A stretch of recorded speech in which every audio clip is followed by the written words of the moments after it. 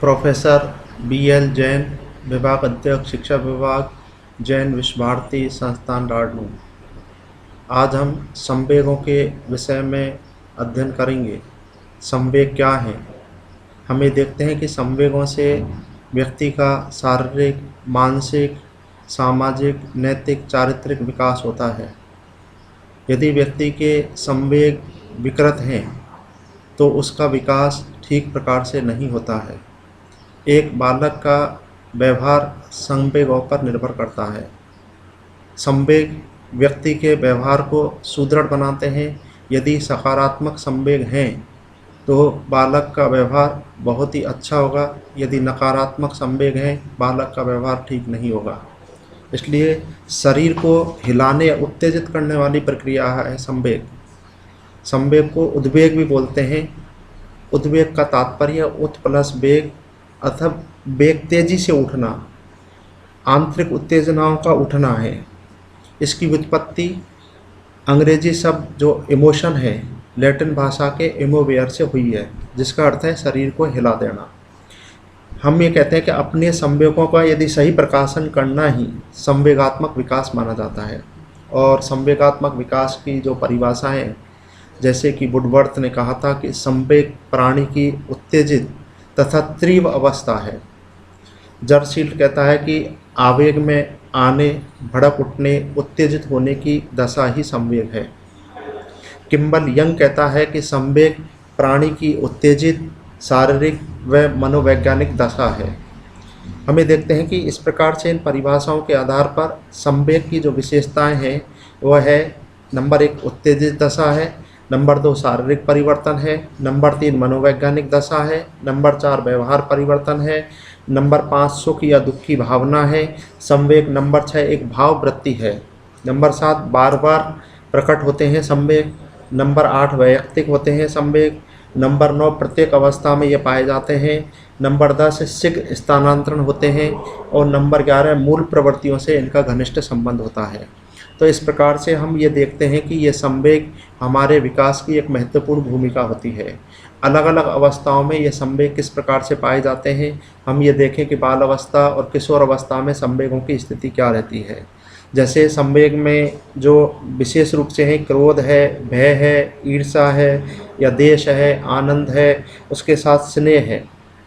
अब हम देखते हैं क्रोध, क्योंकि जो किशोर अवस्था होती है उसके अंदर मित्र के मोबाइल, गाड़ी, वस्त्र आदि को देख करके और धन संपत्ति, विद्या से हम स्पर्धा करने लगते हैं और उन अधिकता होने पर हम उनके साथ कभी कभी जो है क्रोध भी करने लग जाते हैं। बड़े बूढ़ों के प्रति जो प्रतिबंध लगाए जाते हैं उनके कारण भी हम, कोई आलोचना करता है, बुराई करता है या कहीं भी कोई पक्षपात होता है तो उस स्थिति में किशोर अवस्था के अंतर्गत क्रोध का संवेग आ जाता है। और बाल अवस्था में जो क्रोध का संवेग है, कोई वस्तु उनसे ले लेता है या उनकी कोई हंसी मजाक उड़ाता है या खाने पीने पर घर वाले या परिवार वाले अंकुश लगाते हैं, तो उस समय उनका संवेग जो है तेज़ी के साथ आ जाता है। इसी प्रकार से हम देखेंगे कि भय का संवेग है। तो भय का जो संवेग है वो 12 वर्ष से 16 वर्ष की आयु में अधिक पाया जाता है और ये मान मर्यादाओं के आधार पर प्रतिष्ठा, लोकप्रियता, इन चीज़ों की वजह से जो है किशोर अवस्था में ये जो संवेग है भय का जो है हो जाता है।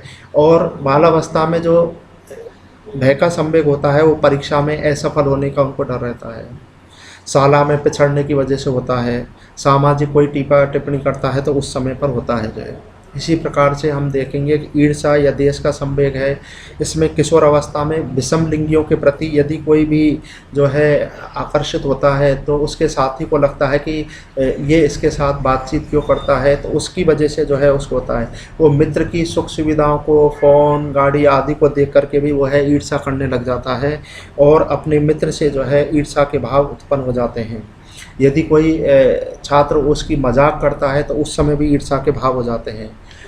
बालावस्था में जो ईर्ष्या के भाव होते हैं वो उस समय होते हैं जब शिक्षक कोई पक्षपात करता है या एक दूसरे की वेशभूषा देख करके जो है ये लोग ईर्ष्या करते हैं बाल अवस्था के, और छोटे भाई को यदि अधिक प्यार मिलता है, बड़े को नहीं मिलता है, तो उस स्थिति में भी जो है ईर्ष्या के ये देश जो है उत्पन्न हो जाते हैं। हम देखेंगे आनंद या हर्ष का जो संवेग है, विशेष रूप से जो किशोर अवस्था के बालक हैं उनको नाचने कूदने, इधर से हम देखेंगे कि उनको पिक्चर देखने, इधर से जो है विषम लिंगियों के साथ घूमने, खेल कूद करने, तो ये इस प्रकार से रुचिकर जो है कलाओं में, दूसरों की मजाक उड़ाने में, इस प्रकार से उनको आनंद आता है। लेकिन जो बाल अवस्था के बच्चे हैं उनको विशेष रूप से छोटी साइकिल चलाने में, खेल खेलने में, और इधर से हम देखेंगे कि मित्रों के साथ गप्पे सप्पे लगाने में उनको बड़ा आनंद आता है, उसी में उनको हर्ष की अनुभूति होती है। अब हम देखते हैं कि स्नेह, जो किशोर अवस्था के बालक हैं उनका जो स्नेह है वो विशेष रूप से विषम लिंगियों के प्रति होता है, जैसे लड़कों का लड़कियों के प्रति, लड़कियों का लड़कों के प्रति। इधर से हम देखते हैं कि मित्र मंडलियों से वो अधिक प्रेम करते हैं, परिवार से उनका स्नेह कम होता है, परिवार के अपेक्षा अपने दोस्तों के साथ उनका अधिक स्नेह होता है, अपने जो है दोस्तों के साथियों के साथ में, उनके साथ में ज़्यादा वो है उनका स्नेह होता है।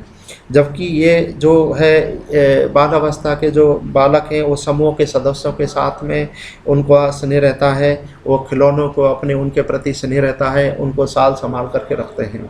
इसी प्रकार से हम देखेंगे काम प्रवृत्ति है, किशोर अवस्था में काम प्रवृत्ति सबसे अधिक पाई जाती है, क्योंकि इस अवस्था में जो बालक है वो विषम लिंगियों से अधिक आकर्षित हो जाता है और वह स्वयं से भी प्रेम करता है। स्वयं से प्रेम काम प्रवृत्ति के कारण होता है और इसलिए वो अपने वस्त्रों को पहनना, दिन में बाल सूतना, ये सारे स्व प्रेम जो है उनके अंदर पाया जाता है, ये काम प्रवृत्ति जो है उनके अंदर पाई जाती है।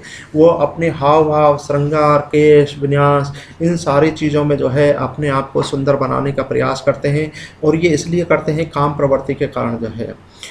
हम ये देखते हैं कि बाल अवस्था के जो बालक होते हैं उनमें काम प्रवृत्ति सुसुप्त अवस्था में रहती है, वो इतनी जागृत नहीं होती जितनी कि किशोर अवस्था में होती है। तो किशोर अवस्था की जो काम प्रवृत्ति है वो अधिक पाई जाती है, जबकि हम देखते हैं कि बाल अवस्था की काम प्रवृत्ति उतनी अधिक नहीं पाई जाती है। अब हम देखेंगे कि ये संवेगात्मक के विकास के लिए शिक्षा किस प्रकार की होनी चाहिए। तो संवेगात्मक विकास के लिए जो शिक्षा है वो मृदुल, निर्मल, शुद्ध एवं परिष्कृत संवेग होने चाहिए। ऐसा नहीं हो कि भद्दे शब्दों को हम प्रयोग करें, शिक्षक कहीं पर भी जाकर के अनर्गल शब्दों को जो है कक्षा के अंदर बोले और कुछ ऐसे कच्चे कचरे जो है शब्दों का प्रयोग करें, तो इससे क्या होगा कि बच्चों का विकास ठीक नहीं होगा, उनमें गलत भावनाएं प्रवण होंगी। श्रेष्ठ व्यक्तित्वों का हमको उदाहरण देना चाहिए, और ये महात्मा गांधी, विवेकानंद, टैगोर अच्छे संवेगों के कारण ही उनका व्यवहार अच्छा हुआ और इसलिए वो जो है अच्छे प्रकार से अपना समाज में, राष्ट्र में स्थान बना पाए। तो श्रेष्ठ व्यक्तित्वों का हमें निर्माण करने का, उन महापुरुषों की कहानियाँ, उनकी जीवनी जो है विद्यार्थियों को बतानी चाहिए। चरित्र निर्माण में योगदान देना चाहिए, क्योंकि व्यवहार से संयोग बनता है और संयोग से व्यक्तित्व का निर्माण होता है। प्रेमपूर्ण शब्दावली का प्रयोग करना चाहिए। चिड़चिड़ापन, दिन भर गुस्सा, झेपूपन, इस प्रकार की ये चीज़ें नहीं होना चाहिए। इससे क्या है कि बच्चों पर गलत प्रभाव पड़ता है। हमारा चेहरा हमेशा प्रसन्नचित्त रहना चाहिए, खुश रहना चाहिए, ताकि बच्चे हमसे बात करने का उनका मन करे, तो उनका संवेग भी अच्छे होंगे, उनका व्यवहार भी अच्छा होगा, उनका व्यक्तित्व भी अच्छा बनेगा। और बच्चे को जितना हो सकता है विश्वास में लिया जाना चाहिए, उसकी स्वतंत्रता उसको दी जानी चाहिए, उसकी सोच जो है उसको परिवर्तन करना चाहिए, उसकी सोच में सकारात्मकता के पक्ष लाने चाहिए, क्योंकि निंदनीय जितने भी संवेग हैं वो बालक के विकास को विकृत कर देते हैं। और जो अच्छे संवेग हैं जैसे स्नेह है, हर्ष है, आनंद है, ये संवेग बालक के विकास को बहुत ऊंचाई तक ले जाते हैं। इसलिए हमें ये प्रयास करना चाहिए कि जो निंदनीय है, समाज द्वारा जो जिनकी उपेक्षा की जाती है, इस प्रकार के संवेगों का हम कम से कम प्रयोग करें। जो अच्छे संवेग हैं उन्हीं का ही हम कक्ष में प्रयोग करें, तो इससे बच्चे का अधिक से अधिक विकास होगा। क्योंकि ये मैंने पूर्व में ही आपको बताया था कि संवेग के माध्यम से ही व्यवहार बनता है, और जैसा व्यवहार होगा उसी प्रकार का हमारा व्यक्तित्व बनेगा। मान लीजिए मेरे अंदर हमेशा गुस्सा रहता है, मैं मान के चलता हूँ कि हम गुस्सा करने से हमारा जो है व्यवहार विकृत होगा, और उसी प्रकार से हमारा व्यक्तित्व भी जो है हमेशा गुस्सा करने से क्या है नकारात्मक व्यवहार होगा। मुझे निंदा करना, आलोचना करना, इस प्रकार के व्यक्ति पसंद होंगे, क्योंकि मैंने अपने व्यक्तित्व को उसी प्रकार की चीज़ों के साथ डाल लिया है। इसलिए हमें सकारात्मक संवेगों का ज़्यादा से ज़्यादा जो है अपने जीवन में लाना चाहिए, ताकि हमारे व्यक्तित्व का निर्माण अच्छा हो सके और हम एक महापुरुष तो नहीं बन सकते हैं, लेकिन एक महापुरुष की तरह हम आचरण कर सकते हैं। इसलिए संवेग जितने हो सकते हैं हमें सकारात्मक और अच्छे प्रयोग करने चाहिए।